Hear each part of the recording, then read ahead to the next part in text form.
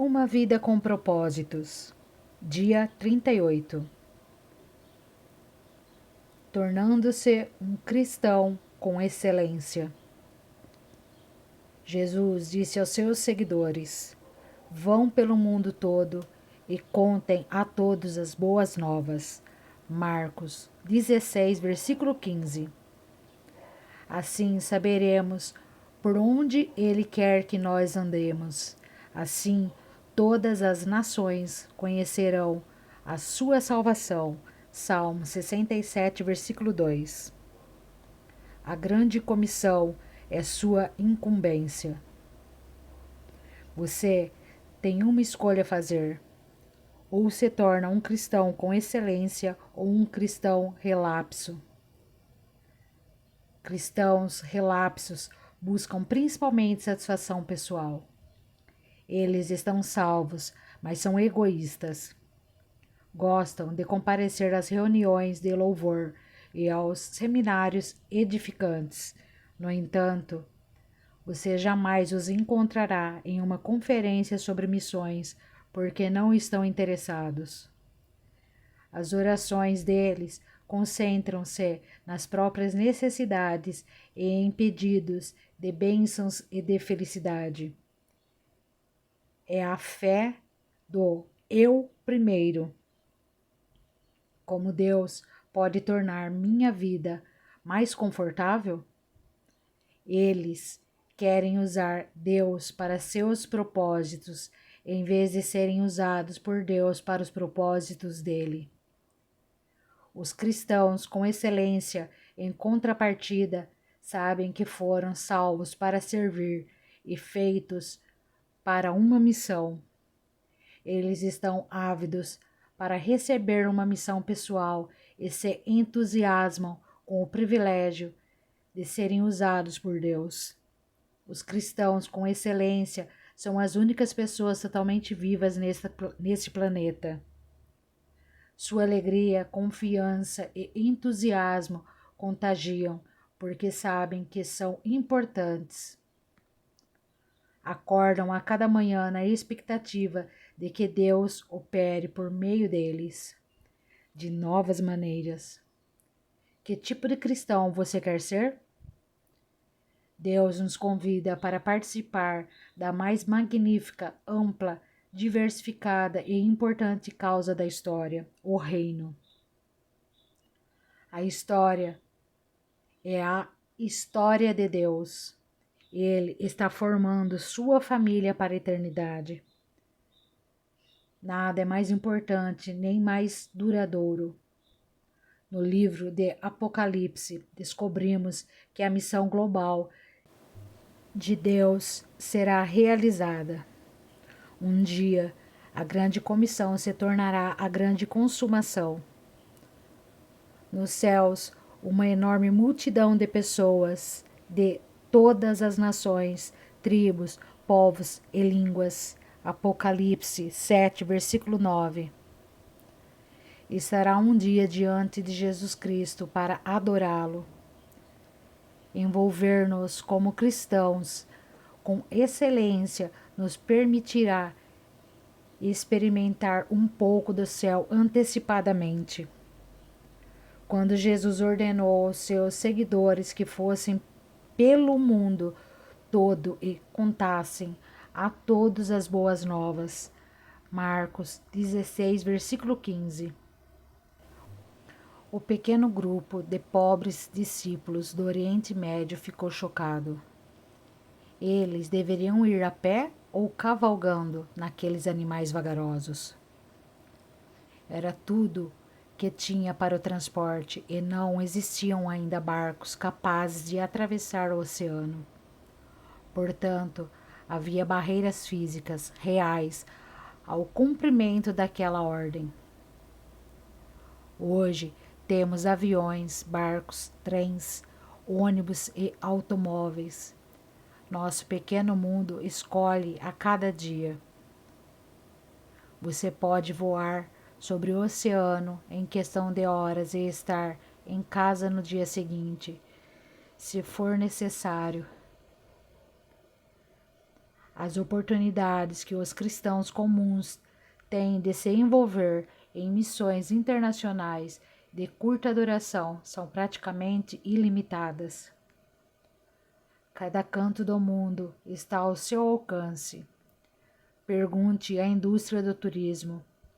Não temos desculpa para não espalhar o Evangelho.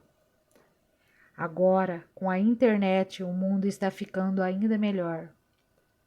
Além dos telefones e aparelhos e fax, qualquer cristão com acesso à rede pode se comunicar em tempo real com pessoas de praticamente todos os países do mundo. Todo o planeta está a seu alcance. Até mesmo os vilageiros mais remotos têm acesso a e-mail. Portanto, você pode evangelizar pessoas do outro lado do mundo sem nem ao menos sair de casa. Nunca foi tão fácil cumprir a incumbência de ir por todo o mundo. Os maiores obstáculos já não são a distância, o custo ou o transporte, e sim nossa forma de pensar. Para ser um cristão com excelência, você deve se dispor a mudar seus conceitos. Sua perspectiva e suas atitudes devem mudar. Como pensar como cristão com excelência? Troque o raciocínio egoísta pelo altruísta. A Bíblia diz: amigos, não pensem mais como crianças. Pensem como gente madura. 1 Coríntios 14, versículo 20. Esse é o primeiro passo para se tornar um cristão com excelência. Crianças pensam apenas em si mesmas. Pessoas maduras pensam nos outros. Deus orienta: não pense somente nos próprios interesses, mas estejam interessados nos outros também. Filipenses 2, versículo 4. É claro que essa é uma mudança de mentalidade difícil de ser realizada, pois somos naturalmente egocêntricos e quase toda a publicidade hoje nos incentiva a pensar em nós mesmos. A única forma de alterar esse padrão é nos tornarmos dependentes de Deus a cada momento. Felizmente, Ele não nos deixa lutar sozinhos. Deus nos deu o seu Espírito. Por isso, não pensamos como pensam as outras pessoas deste mundo. 1 Coríntios 2, versículo 12. Comece pedindo ao Espírito Santo que o ajude a pensar nas necessidades espirituais dos não cristãos toda vez que for falar com um deles. Com a prática, você poderá desenvolver o hábito de orar silenciosamente. Nada além de um sussurro pela pessoa com quem vai se encontrar. Diga: Pai, ajuda-me a compreender o que está impedindo essa pessoa de te conhecer. Seu objetivo é verificar onde os outros se encontram na jornada espiritual, fazendo então todo o possível para levá-los a conhecer a Cristo. Você aprende a fazer isso adotando o método de Paulo. Não penso no que seria bom para mim, e sim no que poderia ser bom para muitas pessoas, de modo que possam ser salvas. 1 Coríntios 10, versículo 33. Deixe de raciocinar de forma restrita e raciocine de forma global. Deus é um Deus global. Ele sempre se preocupou com o mundo inteiro. Porque Deus tanto amou o mundo, João 3, versículo 16. Desde o início, Ele desejou reunir em sua família membros de todas as nações que criou. A Bíblia diz: de um só homem, Deus criou todas as nações que vivem na terra e decidiu quando e onde todas as nações seriam constituídas. Deus fez tudo isso para que nós o buscássemos e, alcançando-o, o encontrássemos. Atos 17, versículo 26 e 27. Grande parte do mundo já pensa de forma global. Os maiores conglomerados de comunicação e negócios são multinacionais. Nossa vida e a vida de pessoas em outras nações estão cada vez mais entrelaçadas. À medida que compartilhamos moda, entretenimento, música, esportes e até fast food. É provável que a maioria das roupas que você está vestindo e grande parte do que você come hoje em dia foram produzidos em outro país. Estamos mais unidos do que percebemos. Vivemos dias emocionantes. Atualmente existem mais cristãos que em qualquer outra época. Paulo estava certo. As mesmas boas novas que chegaram até vocês estão sendo difundidas pelo mundo. Elas estão transformando vida em toda parte, assim como transformou a de vocês. Colossenses 1, versículo 6. O primeiro passo para pensar de maneira global é orando por países específicos. Cristãos com excelência oram pelo mundo. Consiga um atlas ou um mapa e ore pelas nações, citando o nome delas. A Bíblia diz: se você me pedir, eu lhe darei as nações. Todos os povos da terra serão seus. Salmos 2, versículo 8. A oração é a ferramenta mais importante em sua missão no mundo. As pessoas podem recusar nosso amor ou rejeitar nossa mensagem, mas não têm defesa contra nossas orações. Como um míssil intercontinental, você pode apontar uma oração para o coração de uma pessoa, esteja você a 1 metro ou a 16.000 quilômetros de distância. Qual deve ser o alvo de suas orações? A Bíblia diz que devemos orar pedindo oportunidades para testemunhar. Colossenses 4, versículo 3, Romanos 1, versículo 10. E coragem para falar. Efésios 6, versículo 19. Devemos também interceder pelos que irão crer. João 17, versículo 20. Pedir que a mensagem se espalhe rapidamente, segundo Tessalonicenses 3, versículo 1. Solicitar mais trabalhadores, Mateus 9, versículo 38. As orações farão de você um parceiro de muitas outras pessoas ao redor do mundo. Você também deve orar pelos missionários e por todos os outros cristãos envolvidos na obra do Senhor ao redor do mundo. Paulo disse aos seus companheiros de oração: vocês também nos ajudam quando oram por nós. 2 Coríntios 1, versículo 11. Outra forma de desenvolver o raciocínio global é ler ou assistir ao noticiário com olhos de quem assume a grande comissão. Sempre que houver mudanças ou conflitos, esteja certo de que Deus usará tais situações para atrair vidas para si. As pessoas são mais receptivas a Deus quando estão sob tensão ou atravessam um período de mudanças.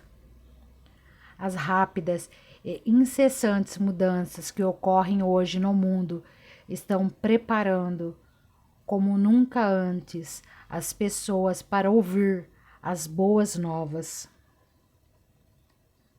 A melhor maneira de começar a pensar de modo global é participando de algum projeto missionário de curto prazo em outro país.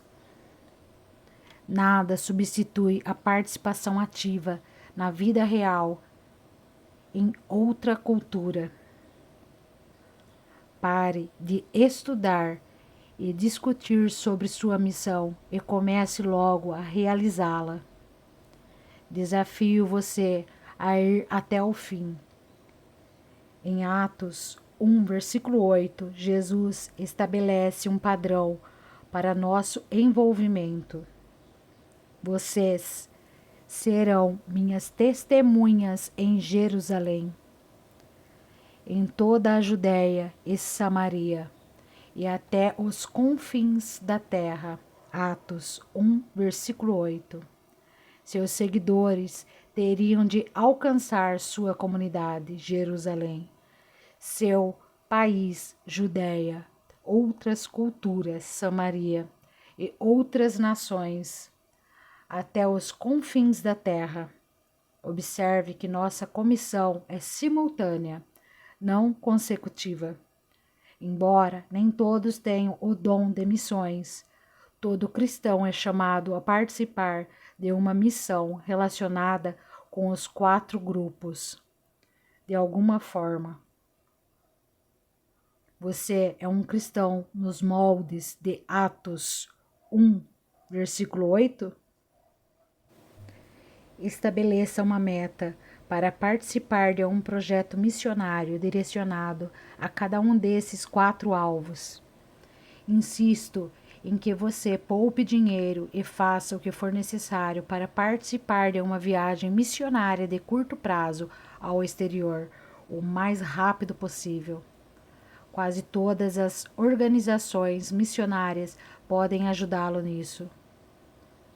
Essa experiência aumentará seu amor, ampliará a sua visão, aumentará a sua fé, aprofundará seu sentimento de compaixão e o encherá de alegria como nunca antes. Pode ser um divisor de águas em sua vida. Substitua o pensamento imediatista pela perspectiva eterna. Para aproveitar ao máximo seu tempo aqui, você precisa manter uma perspectiva eterna. Isso evitará dar importância excessiva a questões menores e o ajudará a distinguir entre o urgente e o eterno. Paulo disse: assim, fixamos os olhos não naquilo que se vê, mas no que não se vê, pois o que se vê é transitório, mas o que não se vê é eterno. 2 Coríntios 4, versículo 18. Muitas das coisas em que empenhamos nossas energias já não significarão mais nada daqui a um ano, quanto mais pela eternidade. Não troque a vida por coisas temporárias, pois Jesus adverte: todo aquele que se deixa desviar do trabalho que eu planejo para ele não está apto para o reino de Deus. Lucas 9, versículo 62. E Paulo alerta: sejam econômicos na escolha das muitas coisas que o mundo tenta empurrar para vocês. O mundo, como vocês o conhecem, está desvanecendo. 1 Coríntios 7, versículo 31. O que está se interpondo com sua convivência entre você e sua missão?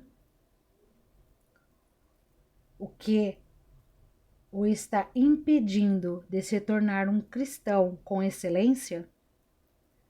O que quer que seja, abandone-o. Afastemos de nós qualquer coisa que nos torne vagarosos ou nos atrase. Hebreus 12, versículo 1. Jesus disse: acumulem para vocês tesouros nos céus. Mateus 6, versículo 20. Como fazemos isso? Em uma de suas declarações mais incompreendidas, ele disse também: usem a riqueza deste mundo ímpio para ganhar amigos, de forma que, quando ela acabar, estes o recebam nas moradas eternas. Lucas 16, versículo 9. Jesus não quis dizer que você deve comprar amigos com dinheiro, mas que deve usar os recursos que Deus lhe deu para levá-los a Cristo. Eles, então, serão seus amigos por toda a eternidade e vão lhe dar as boas-vindas quando você chegar ao céu. Esse é o melhor investimento financeiro que se pode fazer. Você provavelmente já ouviu alguém dizer: você não pode levar isso com você, mas a Bíblia diz que você pode passá-lo adiante, investindo em pessoas que estão indo para lá. Fazendo isso, eles estarão acumulando um tesouro real para si mesmos no céu. Este é o único investimento seguro para a eternidade. E estarão levando uma vida cristã frutífera aqui na terra também. 1 Timóteo 6, versículo 19. Pare de arranjar desculpas e comece a pensar em formas criativas de cumprir sua incumbência. Se você estiver decidido a fazer alguma coisa, há sempre um jeito. E existem organizações prontas para auxiliá-lo. Eis algumas desculpas mais comuns. Só sei falar inglês. Isso é, na verdade, uma vantagem em muitos países, onde milhões de pessoas querem aprender a falar esse idioma e estão ávidas por praticá-la. Não tenho nada a oferecer. Sim, você tem.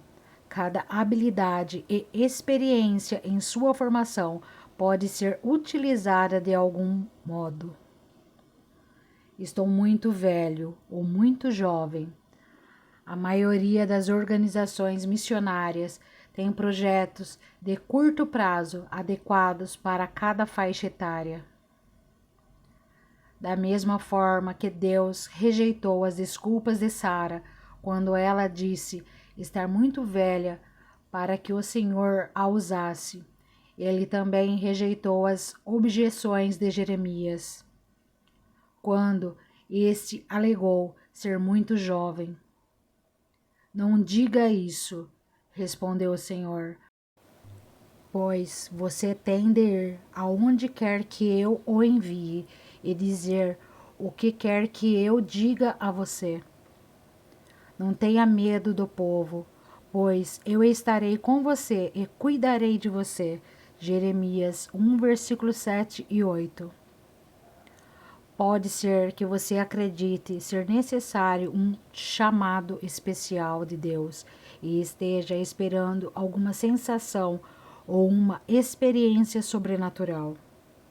O Senhor, porém, já reiterou esse chamado repetidas vezes. Somos todos chamados para cumprir os 5 propósitos de Deus para a nossa vida: adorar, ter comunhão, tornar-se semelhante a Cristo, servir e sair em missão com Deus pelo mundo. Ele não quer usar apenas alguns no meio de seu povo, ele quer usar todos. Somos todos chamados para participar de uma missão para Deus. Ele quer que a igreja inteira leve o evangelho integral ao mundo todo. Muitos cristãos deixaram passar os planos de Deus para a sua vida, porque nem ao menos perguntaram a ele se os queria servindo como missionários em algum lugar.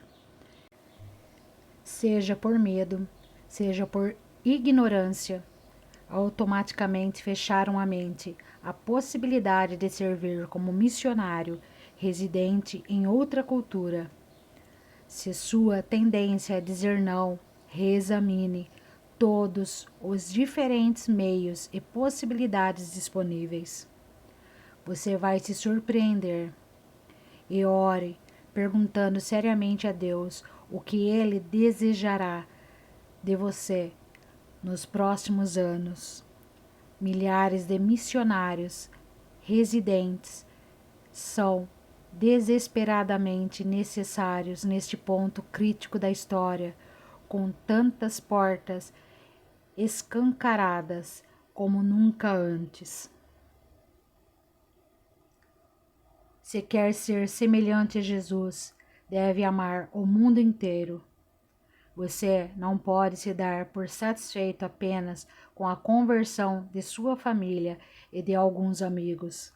Existem mais de 6 bilhões de pessoas no mundo e Jesus quer encontrar todos os seus filhos perdidos.